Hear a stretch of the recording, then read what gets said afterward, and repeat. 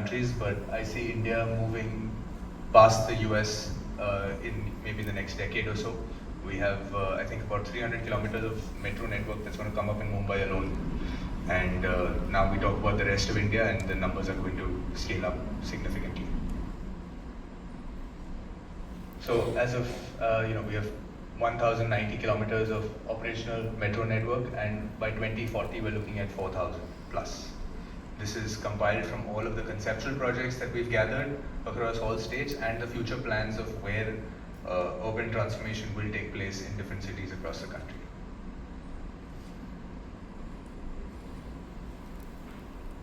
This is our operational network so far across the country. We have Delhi obviously leading, Bangalore close second, far down second, and Mumbai is a close third.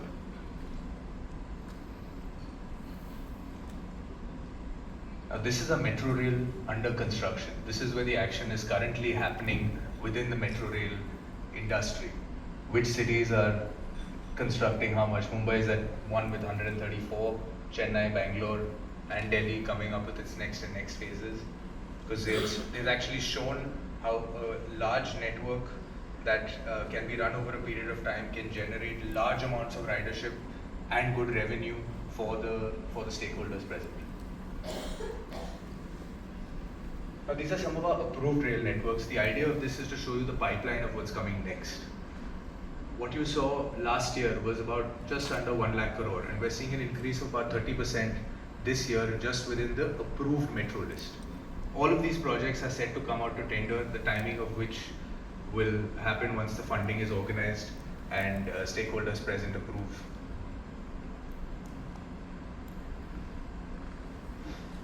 This is Delhi Metro's next expansion and some of the details surrounding the lines that are going to be built.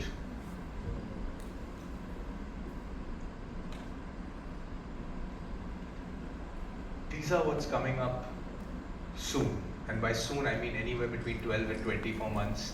Once DPR goes in, once financial closure achieved, any land acquisition issues, and then finally the tender. The amount of information we have found within the planning stage and updates can truly help any organization standardize their business development process. Whether you're a contractor, whether you're a supplier, whether you're a technology consultant, the goal is why work on just one, or why hinge on just one success of one project when you can standardize an operation and consistently work on all. The problem with that statement is that you usually don't have standardized information to work off of all. You have partial bits of information on each and every piece. We collect all of that in one spot, one location for you to actually use. Some of the most recent contractors that have won different projects.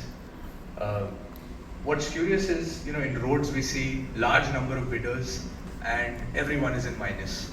I'm glad to see that metro rail doesn't go so much into the minus. You see positives, you see just around the cost. So there's not that much aggressive bidding, because with aggressive bidding comes poorer quality metrics that will have to take place, because you cannot justify quality when you reduce price beyond a point.